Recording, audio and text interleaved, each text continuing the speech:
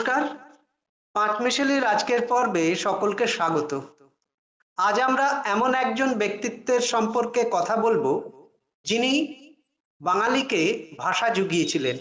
শুধু ভাষা নয়, সমাজের বিভিন্ন ক্ষেত্রে তার অবদান আজও অনস্বীকার্য। তিনি ঈশ্বরচন্দ্র বিদ্যাসাগর। আজ তার ২০৬তম জন্মদিবস। তার সম্পর্কে কথা বলবো আমরা প্রাণতোষ বন্দ্যোপাধ্যায়ের সঙ্গে। তিনি থিওসফিক্যাল সোসাইটির বিদ্যাসাগর চর্চা এবং গবেষণা কেন্দ্রের সমন্বয়ক। স্যার, আপনাকে স্বাগত। ধন্যবাদ। স্যার, বিদ্যাসাগর সম্পর্কে আমরা অনেক গল্প কথা জানি, কিন্তু বিদ্যাসাগরের অনেক কথাই অনেক অজানা থেকে গেছে আজও। আপনি আমাদের কাছে যদি সে সম্পর্কে একটু আলোকপাত করেন, তাহলে বিদ্যাসাগরকে নতুন ভাবে মানুষ জানতে পারবে। খুবই আনন্দের বিষয় যে বিদ্যাসাগর সম্পর্কে আমাদের আগ্রহ এই ২০৬তম জন্মদিনে ক্রমশ আরো বাড়ছে। এর কারণ হচ্ছে বিদ্যাসাগরের এই ২০৬তম জন্মদিনে বঙ্গীয় সাহিত্য পরিষদের তখন সম্পাদক ছিলেন পঙ্কজ কুমার দত্ত এবং অশোক উপাধ্যায়। তাদের আমরা অনুরোধ করেছিলাম বিদ্যাসাগরের উপর যত জীবনী বেরিয়েছে তার একটা তালিকা করা দরকার।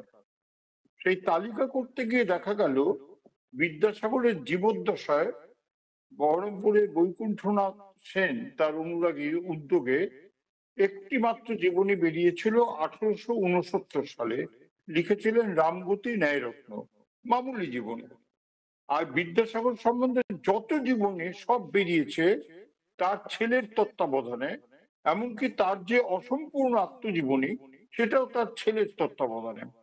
এবং তার ছেলের কল্পিত নানা গল্পের দ্বারা বিভ্রান্ত হয়েছেন জীবনীকাররা, চণ্ডীচরণ বাবু, বিহারীলাল, সুবল মিত্র, সবাই। এবং তার যে কল্পিত গল্প, ওই দামোদর সাত্তানো, ল্যাম্পপোস্টের নিচে পড়া, টিকি বেঁধে পড়া, আমরা মাতৃভক্ত আর বিধবা বিবাহ, বর্ণ পরিচয়, এইটুকুর মধ্যেই বিদ্যাসাগরকে জানি। শতবর্ষে বিদ্যাসাগরের চর্চা হতে পারেনি ওই নারায়ণের চক্রান্তে। তার ১২৫তম জন্মবর্ষে দাঙ্গা, দেশভাগ, বিদ্যাসাগর চর্চা হয়নি। তার ১৫০ বছরে মুন্ডুপাত। এই মুন্ডুচ্ছেদের পরেই উপাচার্য সত্যেন সেন কলকাতা বিশ্ববিদ্যালয়ের উদ্যোগে বিদ্যাচর্চা শুরু হলো, বিদ্যাসাগর চর্চা। বিদ্যাসাগর গ্রন্থাবলী প্রকাশ করা হলো গোপাল হালদারের সম্পাদনায়। এবং বিদ্যাসাগর বিহারে কারমাটারের বাড়ি খোঁজা আরম্ভ হলো, ওটা হারিয়ে গিয়েছিল। আর এখানকার বাড়িটা ছিল একটা মোটর গ্যারেজ। ওই যে সত্যেন সেনের উদ্যোগে বিদ্যাসাগর চর্চা শুরু হলো, সেটা যখন আস্তে আস্তে রূপ নিচ্ছে, বিদ্যাসাগরের মৃত্যু শতবর্ষে বাবরি মসজিদ ধ্বংস এবং বিদ্যাসাগর চর্চা আবার ব্যক্ত। আমাদের ২০০ বছর আসার আগে আমাদের শ্রী চিত্ততোষ মুখার্জি, মাননীয় অম্লান দত্ত এবং বাংলাদেশের ভাষা সৈনিক যিনি ভাষা শহীদ মিনার নির্মাণ করেছেন, এরা আমাদের উপদেশ দিলেন, মাননীয় চিত্ততোষ মুখার্জি, অম্লান দত্ত এবং আহমদ রফিক, যে বিদ্যাসাগরের জীবনে একটা বুদ্ধ দর্শনের প্রভাব আছে, তার কারণটা খুঁজে বার করা দরকার এবং পুরো পূর্ব ভারত মিলে বিদ্যাসাগর চর্চাটা করা দরকার। আমরা বিদ্যাসাগর চর্চা ও গবেষণা কেন্দ্র প্রথমে বৌদ্ধ ধর্মাঙ্কুর সভায় করেছিলাম।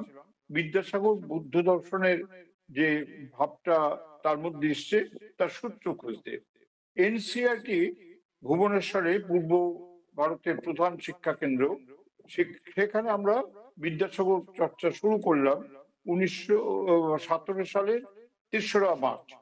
এবং সেখান থেকে আরম্ভ করে পুরো পূর্ব ভারত, সবকটি প্রদেশ এবং বাংলাদেশ বিদ্যাসাগর চর্চায় এশিয়াটিক সোসাইটি, এনসিআরটি, বিদ্যাসাগর স্মৃতিরক্ষা সমিতি বিহার, বিহার বাঙালি সমিতি, ঝাড়খণ্ড বাঙালি সমিতি, একাডেমি, বাংলাদেশের বিশ্ব সাহিত্য কেন্দ্র, বিভিন্ন বিশ্ববিদ্যালয়, গান্ধী আশ্রম ট্রাস্ট, সবাই মিলে যুক্ত হয়ে সারা পূর্ব ভারত এবং প্রধান 5টি প্রদেশ এবং বাংলাদেশে বিদ্যাসাগর নিয়ে ক্ষেত্র সমীক্ষা করে অনেক তথ্য উদ্ভাসিত হলো। প্রথম তথ্য হচ্ছে বিদ্যাসাগর শেষ জীবনে কারমাটারে গিয়েছিলেন হতাশ হয়ে নয়, যেটা নারায়ণ বলে হতাশ হয়ে, তার জীবনে হতাশা ছিল না। সাঁওতালদের উপর বর্বর অত্যাচার হয়েছিল, অরণ্য ধ্বংস করার প্রতিবাদ করায় 30,000 সাঁওতালকে মেরে ফেলেছিল। আমাদের ওমালি এডিটের যে গেজেটিয়ার আছে, হান্টার, বলছেন ওরা সারেন্ডার শব্দটা জানতো না, এটা অজুহাত হতে পারে না। সেই সময় সাঁওতাল পরগনার ডেপুটি ম্যাজিস্ট্রেট ছিলেন আব্দুল জব্বার বর্ধমানের। তিনি বিদ্যাসাগরকে এই কথা বলতে, তখন বিদ্যাসাগর বর্ধমান জন নিয়ে কাজ করছেন, তিনি গিয়ে সাঁওতালদের মধ্যে গেলেন এবং সাঁওতালদের যে আস্থা অর্জন করলেন, তাদের যে আত্মবিশ্বাস ফিরিয়ে আনলেন। অধ্যাপক অম্লান দত্ত পরিষ্কার লিখেছেন যে এটা মানবাধিকার আন্দোলনের একটা পীঠস্থান।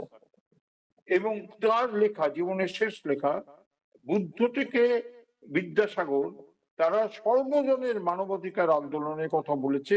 আধুনিক যুগে বিদ্যাসাগর সমগ্র বিশ্বে সর্বজনের মানবাধিকার আন্দোলনের পথিকৃৎ। মানবাধিকার শব্দটা মানে কি?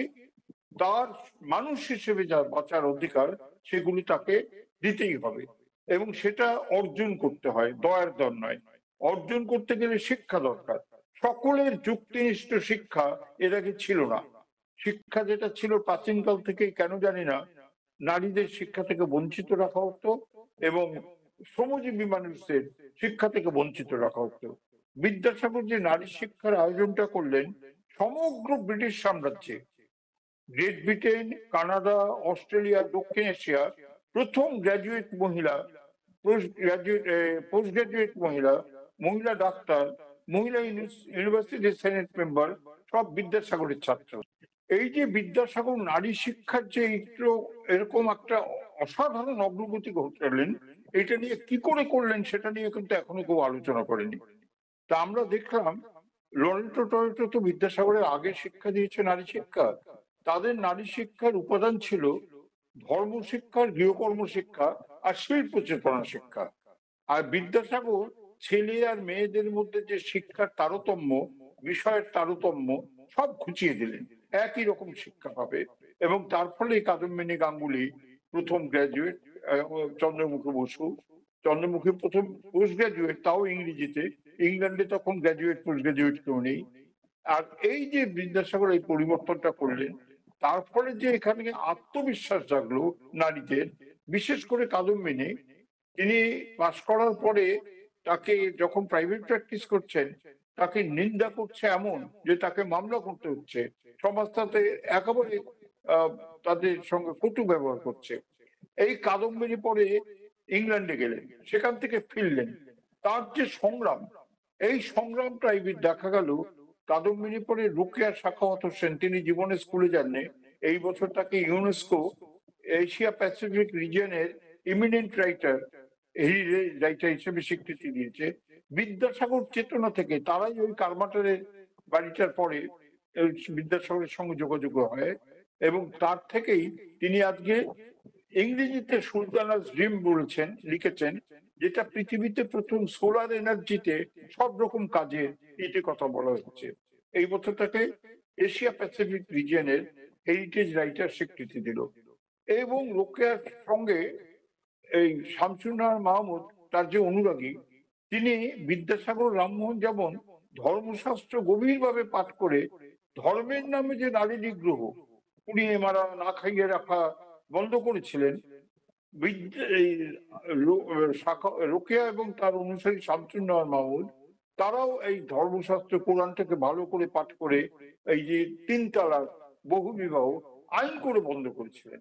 এই যে যোগসূত্রগুলো, বিদ্যাসাগর এই নারী নিগ্রহ থামিয়ে নারীদের আত্মমর্যাদা এত বাড়ালেন যে আজকে প্রীতিলতা ওয়াদ্দেদার, সেই প্রীতিলতা ওয়াদ্দেদার বলছে ছেলেরা স্বাধীনতা সংগ্রামে যা প্রাণ দিচ্ছে, আমরা কেন প্রাণ দেব না। এইগুলো সমস্ত বিদ্যাসাগরের ধারা।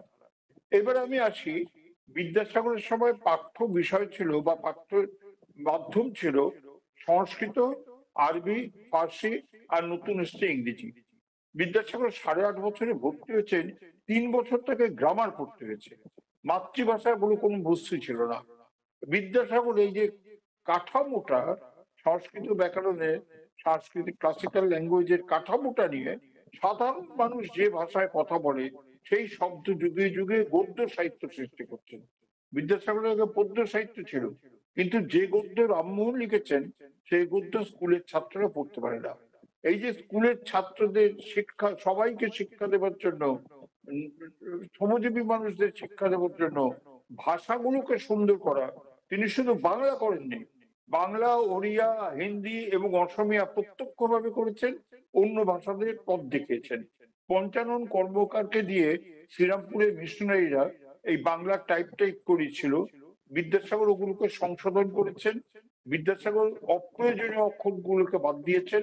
আর সবচেয়ে বড় কথা, ওদের যে টাইপের যে সেটিংটা, ষাট বলে, এমন ভাবে করেছেন যাতে যেটা ছাপাতে 1 ঘন্টা সময় লাগতো, বিদ্যাসাগর 60টা ছাপানোর কমিয়ে দিতে সেটা 15 মিনিটে হয়ে যায়। এই বিদ্যাসাগর 60, উনি যা অর্থ উপার্জন করেছেন মূলত এই প্রেসের এই সেটিংটা থেকে। আর বিদ্যাসাগর যখন পাশ করে বেরোলেন 1841-এ, তখন উনি ফোর্ট উইলিয়ামে, উনি এত ভালো ছাত্র ছিলেন, এত ডিসিপ্লিন ছিলেন, ওকে ফোর্ট উইলিয়ামের শিক্ষা বিভাগে নেওয়া হলো। ওটাই তখন দুর্গ বলা যায় শিক্ষা চিন্তা। সেখানে হার্ডিঞ্জ আসার পরে কোনো স্কুল নেই, ইংরেজি মিডিয়ামের আর মাতৃভাষা স্কুল করলেন। বিদ্যাসাগর সেগুলো স্কুলগুলো করছেন মশালের মঠের সঙ্গে, কিন্তু দেখা গেল মাতৃভাষার স্কুলগুলো উঠে যাচ্ছে, পাঠ্য বই নেই। আর যারা শিখেছে, সংস্কৃত জানে, মাতৃভাষা জানে না, বা পার্সি জানে, উর্দু জানে না। এইবারে বিদ্যাসাগর যখন সংস্কৃত কলেজে এলেন, ওই 47-এ অ্যাসিস্ট্যান্ট সেক্রেটারি, সংস্কৃত কলেজের উন্নতির জন্য কতগুলো প্রস্তাব দিলেন। রসময় দত্ত সেক্রেটারি, সে তো ভালোই আছে, একটা স্মল কলেজের জাজ, আর কি পরিবর্তন দরকার, বাদ দিতেই বিদ্যাসাগর চাকরি ছেড়েছেন। চাকরি ছেড়ে ওই প্রেস করছেন, ওই বই করছেন, এবং ওই বই আর প্রেস, বিদ্যাসাগরই বোধহয় প্রথম ভারতীয় যিনি এগুলো সুন্দর করে দাঁড় করিয়েছেন। আর প্রেস আর বই করছেন এই জন্য, শিক্ষার জন্য বই দরকার। এবং তারপরে যখন তাকে আবার সংস্কৃত কলেজে নেওয়া হলো, তখন তিনি সংস্কৃত কলেজের অধ্যক্ষ হয়ে, এইটা শুধু ব্রাহ্মণ বৈদ্য ছাড়া আর কেউ অ্যাডমিশন নেবে না, তিনি সমস্ত মানুষ যাতে অ্যাডমিশন পায় তার ব্যবস্থা করলেন। মুসলমানদের পারেননি, কিন্তু তার যে মেট্রোপলিটন স্কুল পরে খুলেছেন, সবাই সেখানে পড়তে পেরেছে। আর সংস্কৃত কলেজে তিনি আসার পরে এই যে সমাজের যত রকম নিগ্রহ মানুষের, শ্রমজীবীদের, তার বিরুদ্ধে লড়াই করে ওই যে বিধবা বিবাহ দেওয়া, বাল্য বিবাহ বন্ধ করা, বহু বিবাহ বন্ধ করা, এই লড়াইগুলো করেছেন। কিন্তু লড়াইগুলোতে বাধা দিয়েছে কারা? যারা সচ্ছল এবং ধনী সম্প্রদায়ের লোক। মানে এই তাদের যে এই আয়ুষী জীবন, সেটা তো মানুষকে শোষণ করে।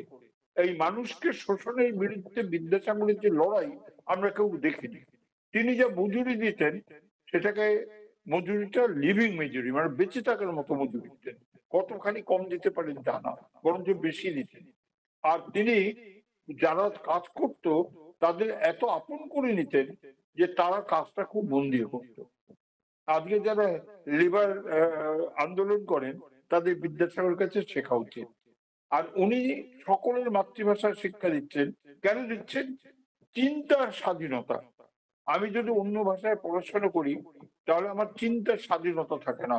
পড়া মানে কিছু জিনিস জানলাম আর খাতায় লিখলাম তা না, আমাকে নতুন সৃষ্টি করতে হবে, নতুন জগৎ তৈরি করতে হবে।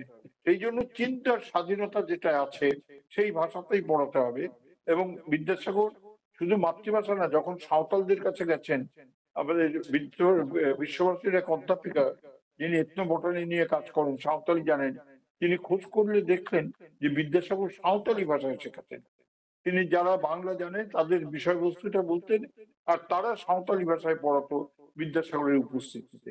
এই যে মাতৃভাষায় শিক্ষা দেওয়া, মাতৃভাষাগুলো বিকাশ করা, এগুলো এই জন্য যে একটা মানুষ যাতে চিন্তা শক্তিটা বাড়াতে পারে। বিদ্যা পড়াশোনা মানে কতগুলো আত্মস্থ করা নয়, সৃষ্টি করতে হবে। আর বিদ্যাসাগর এই যে মানবাধিকারের জন্য যে কাজগুলি করেছেন, সর্বজনের মানবাধিকার, তাদের বেঁচে থাকার অধিকার, তাদের শিক্ষা লাভের অধিকার, বাসস্থানের সবকিছুর অধিকার, এই অধিকারগুলো দয়ার বা করুণার জিনিস নয়। বিদ্যাসাগরকে দয়ার সাগর বা করুণার সাগর বলা খুব অন্যায়। তিনি বিপন্ন মানুষের পাশে দাঁড়াতেন, কিন্তু দেখতেন মানুষরা যেন স্বাবলম্বী হয়, সবাই যাতে স্বাবলম্বী হয়। এবং তার একটা কথা ছিল যে যে দেশে জন্মেছি সেই দেশের মঙ্গল করাটাই আমাদের কাজ, সেই দেশটাকে তাকে চিনতে হবে, আর মঙ্গলটা কিভাবে করব সেটাও জানতে হবে। সেই জন্য সকলের শিক্ষা ছাড়া সেটা সম্ভব হয় না। আর বিদ্যাসাগরের আরেকটা দিক কেউ আলোচনা করেনি। বিদ্যাসাগর যখন গার্লস স্কুল করেছেন, হ্যালিডে বলেছেন টাকা দেব, তারপরে টাকা দিচ্ছেন না, ওই সিপাহী বিদ্রোহের পরে টাকা নেই বলে চাকরি ছেড়ে নিজে যখন আবার ওই মেট্রোপলিটন স্কুলটা গড়ে তুলছেন, হ্যালিডে ওর হাতে পায়ে ধরেছেন।